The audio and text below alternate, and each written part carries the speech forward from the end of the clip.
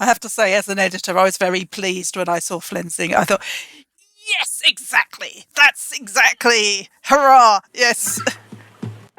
This is the Listening Books podcast for every kind of reader and especially for fans of audiobooks. I'm Jessica Stone, and today I'm talking with Chief Editor of Arachne Press, Cherry Potts, and author Marina Sánchez, one of the writers whose work is included in the new anthology, Where We Find Ourselves, stories and poems of maps and mapping from UK writers of the global majority. Cherry, I wonder if you might just give us some background on how this project began and was conceived. Well, we've been going 9 and a bit years now, but back when we hit our 8th anniversary, I thought I really ought to start planning a bit more and having some, being more ambitious and rather than just going from book to book or here's an idea, let's do this. And one of the things I've been wanting to do for some time was get more global majority writers writing for us. We've got some, but it's one here, one here, one here in anthologies. And I just had this feeling that people weren't approaching us because they see me as, basically I am Arachne Press. And I was thinking, For those who can't see you, do you want to describe what you mean by that? White middle-class woman. Despite the name, which foxes some people, I have to say. So, as the face of Arachne, I felt that maybe this was putting people off and that, there are plenty now black-led independent publishers that they could go to and they're going there instead. So I thought, how do I solve that? So I thought, I need guest editors. So I approached Lila Sumpton, who we've published several times, and said, do you think you might be up for this? And can you suggest someone else? Because I want 2 guest editors for all of the books that we're going to do like this, so that we're spreading the image as far as we possibly can. And we rolled a few names about, and we both then said, what about Sandra? Because we both know her independently. And Sandra's been a supporter of Arachne for a long time. She used to work for Peckham and Lewisham Libraries doing outreach of various sort of things, and she'd turn up at every event we did at Lewisham Library and just sit there and nod and smile, and not really sort of much more than that. And she'd never written for us either. And so I went and looked her up and found that actually she'd done loads of editing. And Lila had just been working with her on a project, so she said, I'll sound her out. And so she was on board. And then we said, okay, so great. What is it that we're actually going to produce here? Okay, it's an anthology. What about?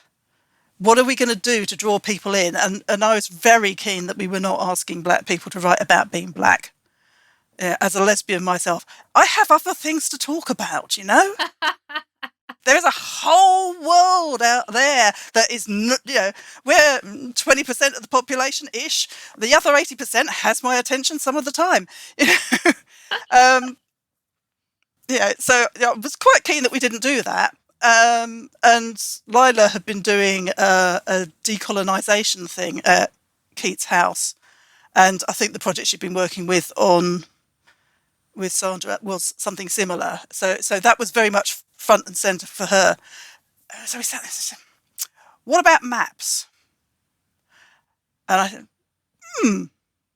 I could see that working. Certainly we will get some decolonisation, we will get some refugee stories, we will get that kind of thing from that, but we're still leaving it open for people to tell us something entirely different if they want to. And they did. We've got several COVID poems. We've got Getting Lost in the Countryside, which is a sort of pet horror of mine. So that one went straight in. So, yes, I feel your pain. And just some very wacky stuff. There's one about a kite, and being able to see all the parks of London. And it's just really wide interpretation. So Were all of the pieces written specifically for this, or were some of them gathered No, that had already been written but that fit this writing. context? It's all new writing. I mean, Wonderful. how long it had been sitting in somebody's bottom drawer, I don't know, but not previously published. Yeah. So I do want to delve more into this idea of maps and mapping and the title in particular, which I really love. But before we get there, I just want to ask Marina then about how you were approached, how you became involved in the project, and what this sparked for you. So I've known Layla for a while because I took part in an event that she organized in the South Bank with other poets from different nationalities about war and religion. And so I knew her from back there, and I get her posts about what she's up to, and whenever I can, I go along. And she emailed me and she said, I'm the editor for this particular enterprise. Have you got anything? And I thought, oh, interesting. And like Cherry said, I really like the way that it was a slant way to approach quite a rich seam of experience and imagination and identity. And so I thought, I'll have a whirl. And so I looked and looked and looked. And I had, in fact, geography lesson had been sitting, but actually not shaped for about 2 or 3 years, because it was very difficult for me, that kind of the memory plus how to make it into a poem. Just because you haven't experienced doesn't mean it's going to become a poem. And so I thought, okay, this is a really good idea. So I worked on it a lot. And I also had Las Águilas del Desierto, the Eagles of the Desert, had also been not as long. That was more grace in the sense that it was easier for it to it laid itself out on the page. So it was much easier. Wonderful. I'm picking up on a common theme here of things coming out of artists supporting other artists, editors supporting other editors. It's really lovely to see that, that this collaboration happens because people show up in support of other people's work. And I think that's a really lovely thing to witness. If we come back to the title, Where We Find Ourselves, which I find so evocative and really appreciate the layers that are in it, because it suggests that it may not be where we started and it may not even be where we intended to go. But here we are, and we look up and around us with this sudden attention. And then, of course, aside from location, there's this element of self-discovery about it. It's where we find ourselves. So I really love the layers of meaning that have been built into this title. And I do wonder, did that title just emerge organically? Was it the title before you even had the pieces, or were other titles considered? Do you know, I can't actually remember at what point we settled on that. It was definitely it was maps and mapping to start off with. I don't think we had the title when we sent the call out. I think it probably came from when we were shortlisting and we were thinking, okay, so what are we actually getting in? We are getting the geographical, the diaspora, I'm never sure. But we were also getting very personal journeys and lots of stuff about family. And I think it was my idea, but we had Lila and Sandra and I were having loads of Zoom calls to sort of thrash out things when it was getting silly, sending email after email after email. And I think it came out of one of those, and it wasn't quite tied up in the meeting. And then I sat and I thought, sent the email saying, how about this? And it was one of those ones that just went clunk, and it just couldn't possibly be anything else after that. Yeah, I love the way that the theme of maps and mapping was picked up in lots of different ways. And I was particularly struck by LQ's poem, The Selden Map, And the way it starts off by defining or describing a map as the opposite of floating on water attached to nothing. And I really, really love that image and the way that resonates because the opposite is connection and rootedness and belonging. And I think that's one of the things that this collection does so well is affirm that connection and belonging. And, you know, we're not adrift, not floating, we're here, connected. And there's an insistence on that through the collection, which I really appreciate. And actually, that's bringing me back to your poem, Marina, Geography Lesson. It's one of the poems that did sort of shake me out of my editor's, producer's work mode. Because usually... Yeah. Because usually I'm at a sort of remove from what I'm working on because I'm paying attention to technical things, and of course, and then every once in a while there will be something so that so resonates that it just sort of shakes me out of that mode, and I feel myself genuinely moved by it. And your poem Geography Lesson was one of the poems that did that for me. Geography Lesson. The tall, white, blue-eyed PE teacher stands in front of the Year 9 class. I am supporting students. The topic: colonizing America. Thanks to watching Pocahontas, most recognize the map of Virginia. Why did they go there? No answers. He goes on. Because there was no one there. He repeats. Because there was no one there. Smiling, he adds. Vast expanses of land and wealth to exploit. Perfect for making a fortune. Some students take notes.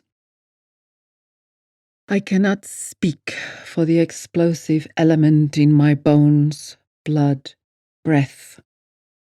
It doesn't matter what I did afterwards.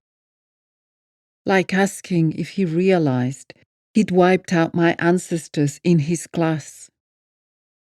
He didn't reply. Didn't speak to me for months. My silence has been flensing me since then.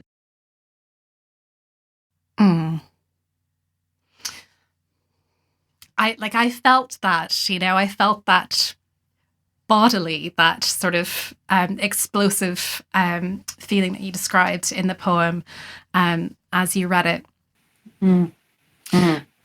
It still lives with me after all these years. And in a sense, one of the interesting things about writing the poem, it was about honoring that experience of being traumatized again by a colonizer. And actually being able to express that so that it wouldn't just live within me like another powerlessness. Yes. So, and it was quite a poem to grapple with in terms of the end, because, endings come when they want to.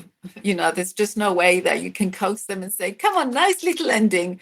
I mean, you can end up with something quite naff and quite artificial that doesn't sit right. But it was finding that word flensed in another poem somewhere else that I thought, oh my God, that is it. That is the word that I need. And then it was just playing with that sentence until it actually fell into place. I have to say, as an editor, I was very pleased when I saw flensing. I thought, yes, exactly. That's exactly. Hurrah. Yes. Isn't it? Yes. Yes. Thank you, Jerry. Yes, I was very pleased with that. And as Jess says, that sort of the way you go cold and then hot with rage at this. You what? And especially after the reference to Pocahontas, hello, there were people there. Yes, absolutely. That's one of the things that struck me was this sort of cognitive dissonance, that they would be both familiar with the story of Pocahontas and also take without questioning this assertion that there was no one there. Although I have to say, I mean, his take fits very beautifully with what was actually going on historically at the time. They were adventurers. They were pirates, basically, Absolutely. And out to take what was there. yep. Yeah. Yes, the great discoverers, my foot. Yes, no, totally. But that reasoning, if you can call it a reasoning, would still live on in this century. Yeah. That Yeah. I found like, whoa, because a lot of the time I think with a situation like that, it's like there are levels of taking it in, initially anger and pain and grief, but then it's also this belief, like Jess said, cognitive dissonance, like you what? Are you for real? Yeah. And it's unpacking all those. So Yeah. I was very grateful to have the opportunity to actually, sort of clean up the poem, to actually sort of finish it. And the other thing I liked about it is you're covering huge issues, but in the microcosm of a moment of not being able to say it in the time. And as you say, what happened next doesn't matter because it should have been said then. But actually, why is that your job? Yes. And how difficult it is to actually articulate something if you come from a community that has been traditionally oppressed. Actually finding the words it is quite a skill, and that takes time to learn. And it's not always possible to do justice to the event at the time. And that's also part of the kind of, sort of frustration. Yeah, I'm so glad you said that, because that's also something that came through to me. Something that I noticed about the poem was just this sense of exhaustion and frustration at having to be able to, without any notice whatsoever, suddenly have to eloquently defend yourself and your history and your ancestors, without warning. And to feel that you've let yourself or your people down by not having exactly the right words in exactly the right moment. That feels like such a heavy burden. Yes. Yeah. And it's another way of silencing as well. Yes, indeed. Because I just started a new job. I was at 3 days into a job, and I was reading policy for people, and I came across something that was really, really not okay from my perspective as a lesbian. And I said, God, I haven't had to have this argument for about 8 years. I don't know if I can remember how I do it. And I went home and I said, I'm not sure I can go back to that job, I'm gonna have to have a row with this very nice woman who's my boss. How do I turn it? How do I do this without it being a row? How do I not wreck this new career? Yes, no, because that's the danger, isn't it? Then you're pigeonholed into the angry, blah, the troublemaker, blah, blah, sort of, and then you become a stereotype, so you're not another human being, and it's That's sort right. of negotiating how to make it nice and accessible for the other person. Yes, let's make it all right for them. Yes. Yeah. Yeah. Yeah. No, totally. Feel your pain. Yeah. Yeah. Great question, Jess. Thank you. You're listening to the Listening Books podcast. You probably already know that Listening Books offers an audiobook lending service to people in the UK who have difficulty reading print or holding a book. But did you know that Listening Books members now have access to thousands of newspapers and magazines too? Through our new partnership with Pressreader, we now stock the majority of broadsheets and tabloids, as well as magazines in a wide variety of genres, including gaming, crafts and hobbies, health and fitness, women and men, all of which can be listened to with the click of a button. Joining is easy. Find out more at www.listening-books.org.uk.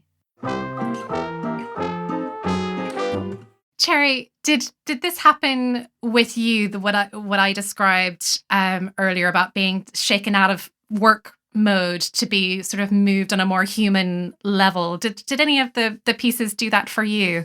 Yes, and what's weird is that sometimes it isn't immediate. It's not on the first reading. It's the third or fourth, or in this particular case, listening back to the audio, which was Rhiya Pau's Departure Lounge, which is so subtle, and the layers and layers, and I do like a well-layered poem. I like something that you can read over and over and get something different every time. Yeah. And partly because when I'm editing, my rule of thumb is am I going to publish this is I will have to read this forensically at least 7 times. And now we're doing audiobooks. Listen to it at least 3 times, possibly multiply more, depending on how well the narrator's getting through the difficult words. And I don't want to be biting the carpet by the finish, It's got to be something I really want to hear that often. It's like, oh, God, not that one again. It's not what I want. And so I was listening to the recording, which Farhana Khalique did for us, and she has a fabulous delivery. And she had really got inside that poem. Yeah. And I burst into tears. And my wife was in another room, and she came in and she was in tears as well. I said, what on earth's the matter? She said, I've just been reading this poem. Oh. I've just been listening to it. And it was the same one. Wow. So weeping, the pair of us, over this poem. Rhiya Pau, Departure Lounge. In memory of our elders who lost their lives to coronavirus in London's care homes. In those days, your loved ones could see you off from the runways. You see them shrinking fast, holding on to promises suddenly indistinguishable, to call, to write, to send money, holding on to the land you call home while you rattle through the air in a tin plane, hollow as the cola cans boys kick down the dirt tracks, sweat glistening on the black muscle of their backs. No welcome party at Heathrow, only long looks at your tea-stained skin, arm hairs raised, 9 yards not enough to keep your body from shaking. Holding on to a suitcase of wool and muttis, incense and coconut shell, red tilak to anoint your new home. Outside, the air is cold and dry, and you think to yourself, how can this be the same star-studded night that blinds the Serengeti? Through the 70s, planes flock from Bwindi and the Masai Mara, migrating bloodlines of Saurashtra, reconvene in London. Depart, bilingual with clammy palms and first flyer nerves. Arrive, tongue-tied, mouths filled with broken glass, shards of English. No welcome party at Heathrow. But you feed them rotli shak, let them stay, 2 by 2 for a few days in your one bed on Greenford High Road, sprawled on plastic sofas, battling the heavy-headedness that comes only from taking leaps so big they cross oceans. You will share a home with them again in your 80s when you are widowed, and in that home, where they serve rotli shak, open the morning with incense and bhajan, a generation is fed and washed by the same hands. A chorus of stories tells a history of the gold they buried in ginger. Ruthless dictators, fickle empire, first flyer nerves, brown woolen jumpers of immigrant Britain. In days, 8 decades are quietly erased. A breathless chorus grieving for those days when your loved ones could see you off from the runways. Cherry, for me, that's also one that hit harder after multiple readings rather than on the first reading. Yeah, you just see the patterns the first time, and then you start understanding what she means, and picking up all these little, Greenford High Road and the brown jumpers, and and it's just the brown jumpers. The brown jumpers really. I was thinking, what is it about this particular phrase? Because I could see those jumpers, and they're really thickly knitted and sort of probably too long in the sleeve. Yeah, it was a wonderfully evocative phrase. Yeah, I just thought it's an absolutely beautiful poem, and it just been, yes, it's quite clever up until then, and I started, okay, I get it, because I like a clever poem, but it was the emotional heft didn't hit me until I heard it, and I think that's partly why I'm so keen to do audiobooks, above and beyond the accessibility issues and all of that. It's an art form. Yes. And it brings something to even a well-worn reader like me who can, normally understand what's in front of her, it just brings something else. I wondered if you'd like to talk at all about what it was like finding the right voices for this project. I know that it can be challenging, especially when you want the voices to represent what's being offered in the collection. Was that a challenge, finding the right voices for this? It was, but it was one I enjoyed. I'm not sure you enjoyed it because I was leaving things very late. So I was like, I still haven't got, don't have my Chinese / Malay voice yet.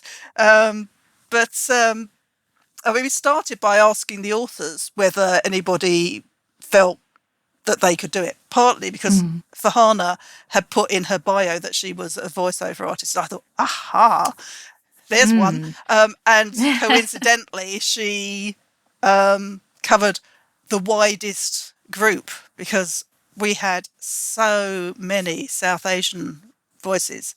Yes. So we started from that point because I knew Farhana would probably put her hand up, and she did. And then Marina put her hand up, and Emily put her hand up. I can't remember, is that everybody?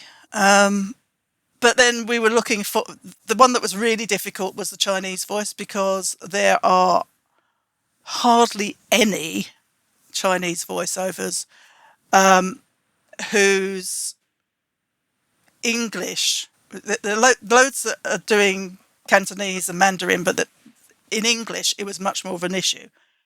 If I could plug just for a moment, because I have this problem generally with casting, in that we are always looking for people with specific accents.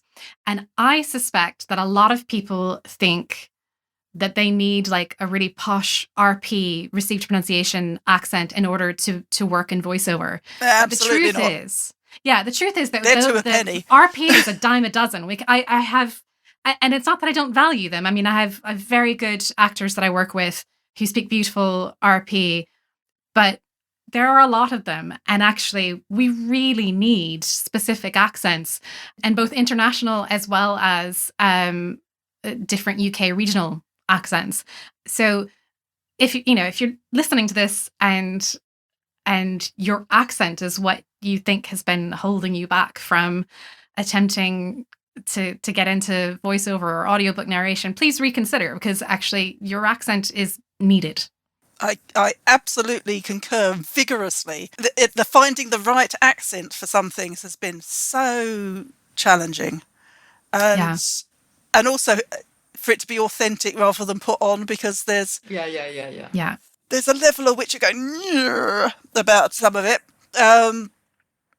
and sort of. I mean, Cornelia, who took a lot of the heavy lifting on this, we had great fun with. She's of Nigerian extraction, so she can do Nigerian, no problem. But there was one or two where the intonation is quite sing-song in a particular accent. And I was like, this is an angry poem and it's sounding a bit too cheerful. Can you tone that down? She said, not in this accent. Shall I do it? Shall I do it in a West African accent instead? I said, okay, let's try that. And yep, that'll do. Brilliant! How versatile. Yeah, and she did all our northern accents as well. She did a Yorkshire and a Manchester, and she's a bit of a star. Cornelia is. She is, yeah. Marina, I know you did your own. You read your own work very beautifully for this project. Thank you. Do you ever hear other people read your work? Have you ever experienced that? No, it was just a really interesting opportunity. And I felt it was a challenge for me, and I also felt excited. So I thought I would like to read them, because both are quite personal poems. And I suppose the thought of somebody not reading them properly would have been very upsetting. Yeah. Oh, well, I was wondering about that, whether you'd be nervous about somebody else interpreting your work, or if it might be exciting to hear what someone else might bring to it. Yeah, I think it would depend on the poem, and it would depend on the reader. Obviously, sort of like Cherry has said, it has to be somebody that you trust. and that brings the right quality to the reading. But no, I've never heard my poems being, I mean, obviously by other poets, in groups and things like that, but not in an audiobook format. Yes, we were very glad you wanted to do your own, because Thank you. as with the Chinese Malay, there ain't a lot of people out there. There are lots of Spanish speakers, and again, there was some South American, and I was thinking, it's nothing like Mexican. It's nothing like. But it's interesting that you got that nuance, because for some people who don't know, they just think one accent is like all the accents. Well, and obviously, an Argentinian is not the same as a Mexican. no, and no. so on, sort of throughout, America. That's right. Yeah.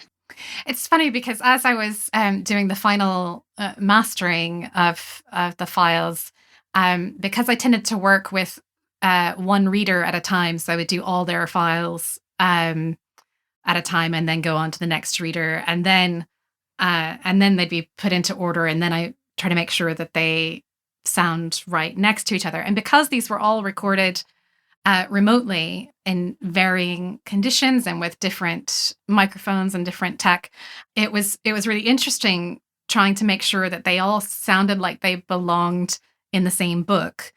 And yet, and I started thinking about it, and I thought, there's a metaphor here somewhere about this multiplicity of voices and how you want, you're not trying to make them all sound the same, because they're not.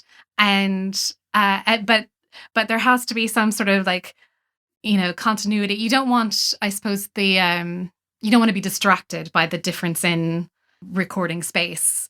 I don't know. It was an interesting thing for me to explore as as something more than just a technical project. But and as I'm hearing you and Cherry talk about it, I'm struck by the fact that normally I've been very self-conscious of my accent as not being something that was always appreciated. Let's put it that way. I'll be that diplomatic.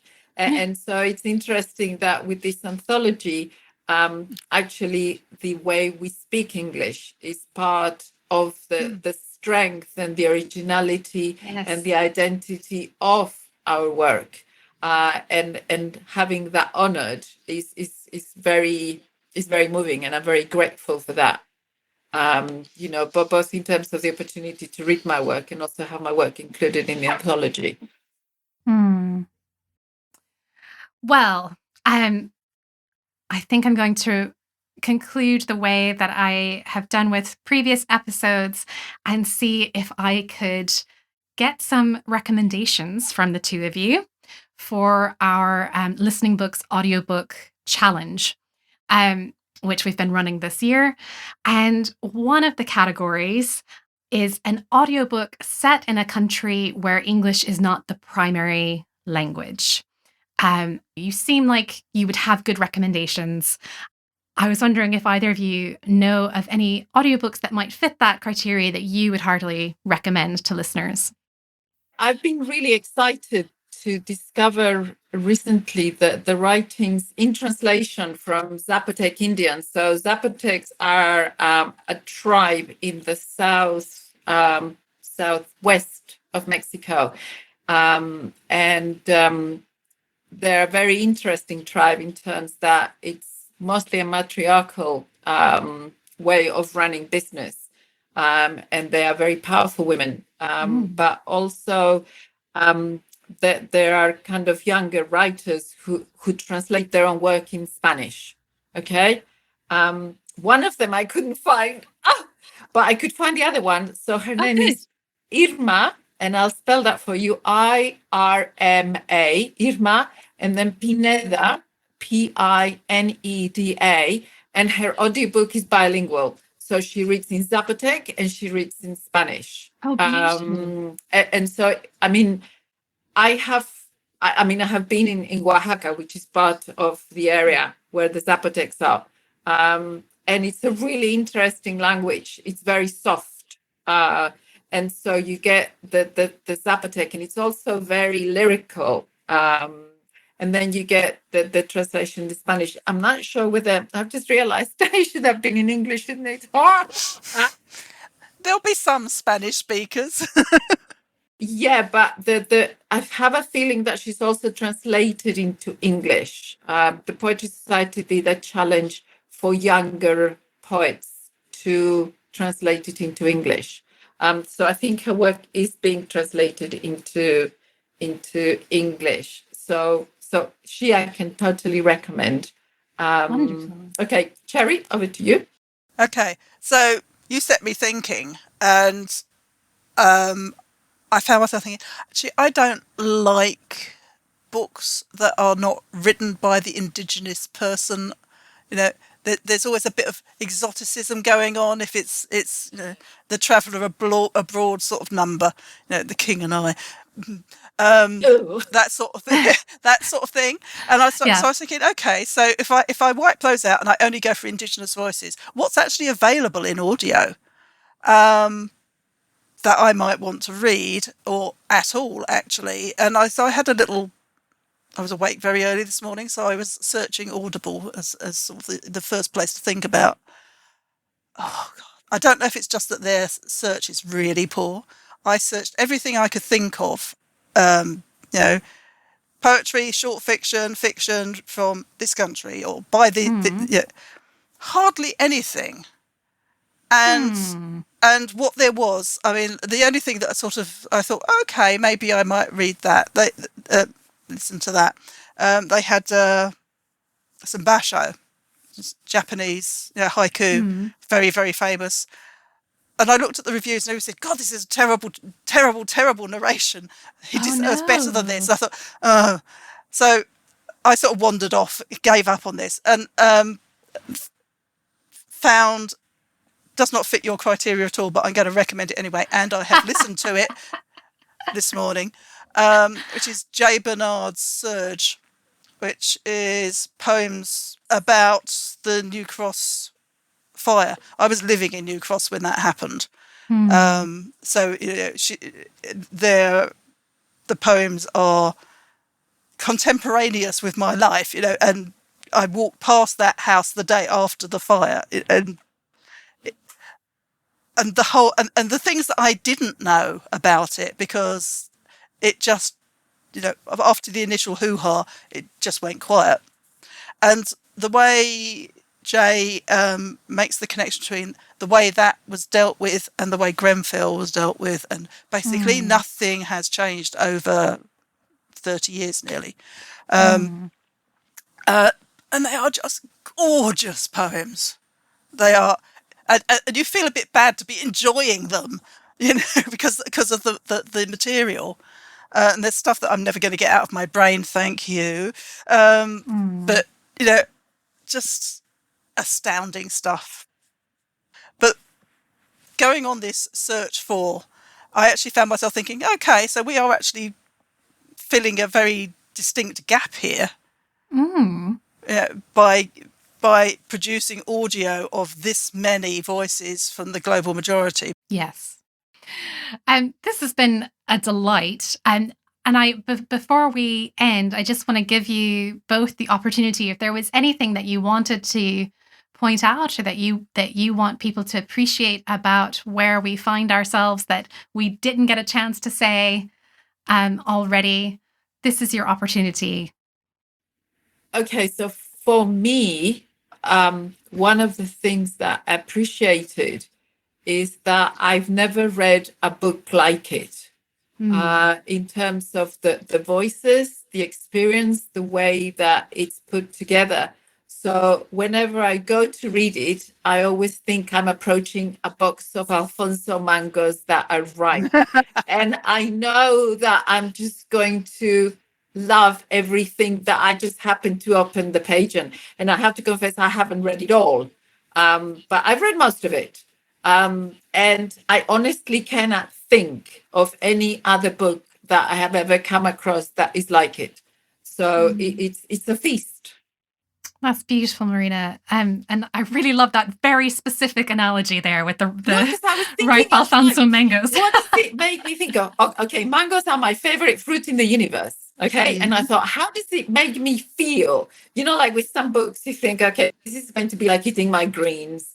No, this is like a box of ripe Alfonso mangoes. And, you know, you can just, delightful, delicious. So, and thank you for this opportunity, which has been, I was a bit scared at first, but you've both made me feel so comfortable. And it's been just like a wonderful conversation with two good friends. So thank you both. Thank you. It's been such a pleasure. And it's been a real joy for me to be part of the project as well. That's great. Thanks very much to Cherry and Marina for their insights and their recommendations. Where We Find Ourselves is published in the UK this week. I'd love to hear what you're reading and what you're listening to as the days draw in. Find us on social media at Listening Books. The Listening Books podcast is produced by Listening Books, a UK charity that provides an audiobook lending service for over 115,000 members who find that illness, mental health, physical or learning disability affects their ability to read the printed word or hold a book. It's simple to join. For more information, head to our website www.listening-books.org.uk.